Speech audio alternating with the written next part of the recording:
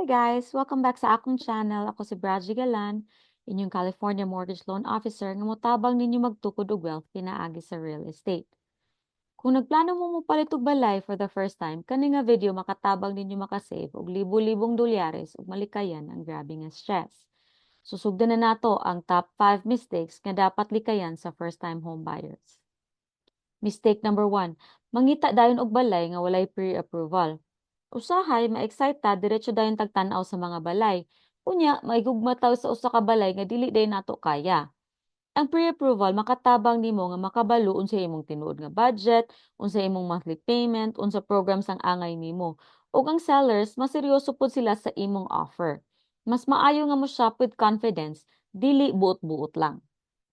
Mistake number 2, usara calendar ang imuhang giistorya, kasagaran bangko pa jud.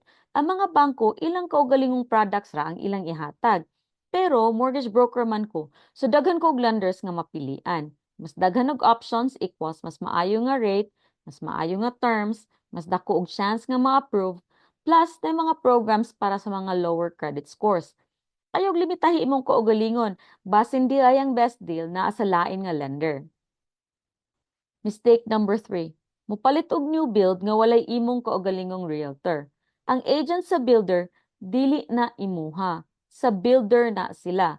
Kung wala kay kaugalingon na realtor, posible nga mo offer sila nimo og mubo nga rate disguised as an incentive.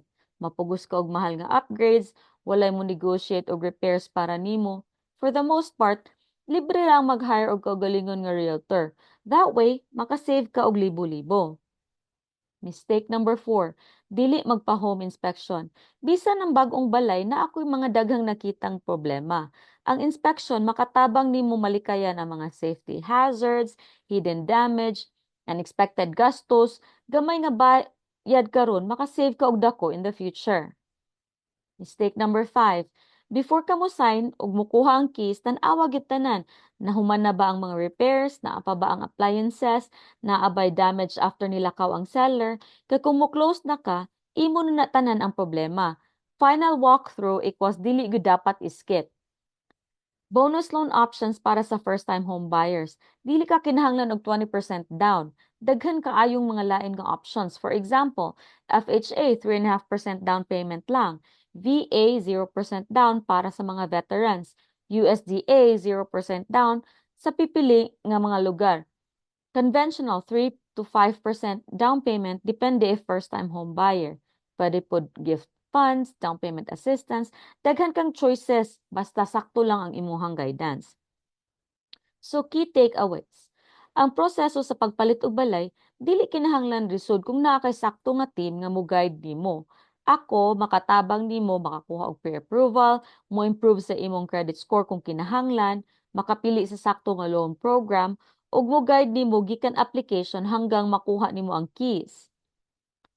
Kung andam na ka or gusto lang nimo mahibal-an ug asa na ka sa proseso, istoryahi ko. Book your free pre-approval call, link sa description. Ayaw kalimot i-like, subscribe ug comment keys para makadawat kag free home buyer resources. Salamat kayo sa pagtan-aw. Kita ta sa closing table.